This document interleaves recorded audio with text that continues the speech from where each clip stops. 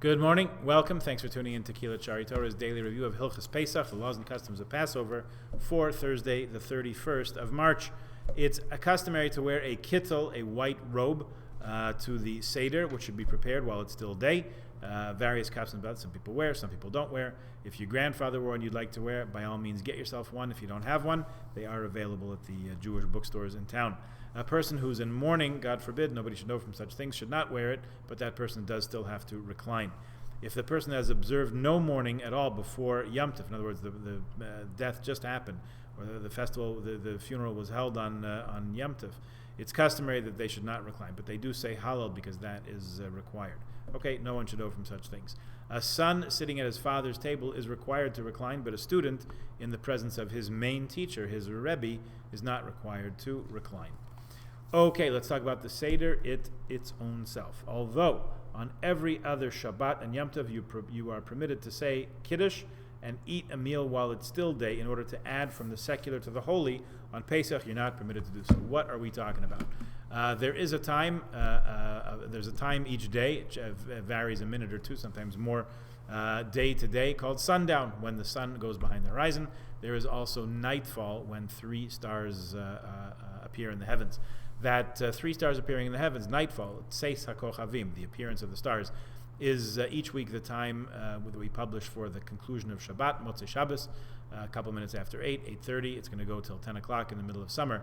But that is the time when it is absolutely night with no question. We wait until it's absolutely night with no question whatsoever to conclude Shabbat, because we don't want to have any possible violation of Shabbat on our consciences.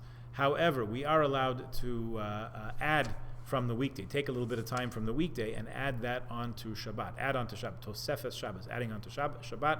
It's called, so in other words, we can bring in Shabbat a little bit early. You can't take it out early, but you can, and there are people who actually extend Shabbat later on. It's called Rabbeinu Tamzman. If you hear anybody talking about that, they'll wait 72 minutes instead of 60 minutes after the end of Shabbos to actually make Havdalah and daven and all that. We're allowed to bring in Shabbat early, and that is, in fact, had been our custom for quite a number of years here at Kehillah Chari Torah. You'll notice that we set the davening times for summertime, Mincha, Ma'ariv, and Kabbalat Shabbat. Mincha, Kabbalat Shabbat, and Ma'ariv is the right order.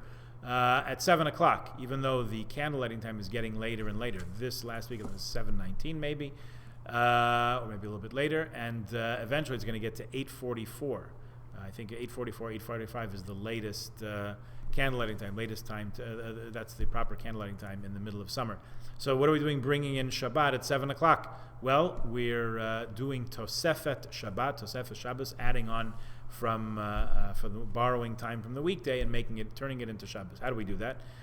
We daven Mincha before a certain time, and then when we daven Kabbalat Shabbat, the welcoming Shabbat prayers, and we start the evening prayer, we're allowed to do that based on a number of technical factors, which we're not going to go into at this point, but I'm happy to discuss with anybody who's curious about this or was not quite sure what we were doing all these summers, welcoming Shabbat at 7 o'clock when it's broad daylight out. So we're allowed to do that in the summer. So you go walk home, make Kiddush, start eating your gefilte fish and your chicken soup, and it's still broad daylight out till 8:30, who knows how late. That applies for all the Shabbatot of the year, but not for the first night of the Seder. Got that? So what we're talking about has to do not with the Seder. We are not supposed to do that. The mitzvah of eating matzah must be performed only at night, because the Korban Pesach's eating time was also at night.